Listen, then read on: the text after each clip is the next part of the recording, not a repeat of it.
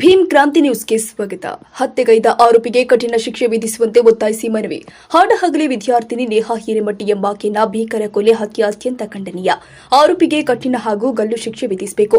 ರಾಜ್ಯದಾದ್ಯಂತ ಪ್ರತಿನಿತ್ಯ ಇಂತಹ ಪ್ರಕರಣಗಳು ಹೆಚ್ಚಾಗ್ತಾ ಇದ್ದು, ಶಾಲಾ ಕಾಲೇಜು ವಿದ್ಯಾರ್ಥಿನಿಯರಿಗೆ ಹಾಗೂ ಮಹಿಳೆಯರಿಗೆ ಸೂಕ್ತ ರಕ್ಷಣೆ ಕೊಡಬೇಕು ಅಂತ ಯುವ ಮುಖಂಡ ಅಶೋಕ್ ದೇಶಣ್ಣವರ್ ಹೇಳಿದ್ದಾರೆ. ತಹಶೀಲ್ದಾರ್ ಕಚೇರಿಯಲ್ಲಿ ಹುಬ್ಬಳ್ಳಿ ಬಿವಿಬಿ ಕಾಲೇಜು ಕ್ಯಾಂಪಸ್ನಲ್ಲಿ ವಿದ್ಯಾರ್ಥಿನಿ ನೇಹಾ ಹಿರೇಮಠ್ ಅವಳ ಮೇಲೆ ಫಯಾಜ್ ಎಂಬಾತ ಬರ್ಬರ ಹತ್ಯೆಯನ್ನು ಖಂಡಿಸಿ ಹಾಗೂ ಎನ್ಐಎ ತನಿಖೆಗೆ ಜಿಹಾದಿ ಫಯಾಜ್ನನ್ನ ಶೀಘ್ರ ವಿಚಾರಣೆ ನಡೆಸಿ ಕೋರ್ಟ್ ಮೂಲಕ ಗಲ್ಲು ಶಿಕ್ಷೆಗೆ ಒಳಪಡಿಸುವಂತೆ ಒತ್ತಾಯಿಸಿ ಅಖಿಲ ಭಾರತ ವಿದ್ಯಾರ್ಥಿ ಪರಿಷತ್ ವತಿಯಿಂದ ತಹಶೀಲ್ದಾರ್ ಮೂಲಕ ಮುಖ್ಯಮಂತ್ರಿಗಳಿಗೆ ಮನವಿ ಸಲ್ಲಿಸಲಾಗಿದೆ. ಪಟ್ಟಣದ ಶ್ರೀ ಸಿದ್ದಾರೂಢ ಮಠದಿಂದ ಪ್ರಾರಂಭಗೊಂಡ ಪ್ರತಿಭಟನೆ ಸೂಡಿ ವೃತ್ತ, ಮುಲ್ಲಾನಭಾವಿ ವೃತ್ತ, ಪೋತರಾಜನಕಟ್ಟಿ ಮಾರ್ಗವಾಗಿ ತಹಶೀಲ್ದಾರ್ ಕಚೇರಿ ತಲುಪಿ ಮನವಿ ಸಲ್ಲಿಸಿದರು. ಇದೇ ಸಂದರ್ಭದಲ್ಲಿ ಮಲ್ಲು ಸಂತೋಜಿ, ಮಹೇಶ್ ಮೇಗೂರು, ಲೋಹಿತ್ ಕುಮಾರ್, ಕೃಷ್ಣ ಕೊಪ್ಪದ, ಅಮೋಘ ಕುಟಗಿ, ಸಾಗರ್ ಚೌಧರಿ, ಸಂಜು ಮಲಕ ಸಮುದ್ರ, ವಿನೋದ್ ಹೊಸ್ಮನಿ ಸೇರಿ ಯುವಕರು ಸೇರಿ ವಿದ್ಯಾರ್ಥಿನಿಯರು ಉಪಸ್ಥಿತರಿದ್ದರು. ಅಂತಪ್ಪ ಮಾದರ, ಭೀಮ್ ಕ್ರಾಂತಿ ನ್ಯೂಸ್.